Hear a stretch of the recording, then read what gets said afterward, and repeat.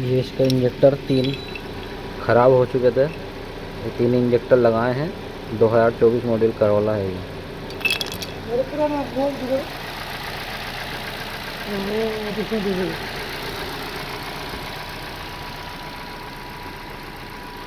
ये 2024 मॉडल है।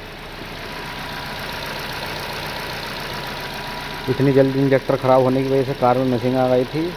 बूजी भी चेंज कर ली, कोयल भी देख ली इधर उधर करके, फिर भी 3 सिलेंडर कम काम कर रहे थे। सिर्फ एक सिलेंडर सही चल रहा था। तो अभी हमने 3 इंजेक्टर चेंज किया है और गाड़ी ओके।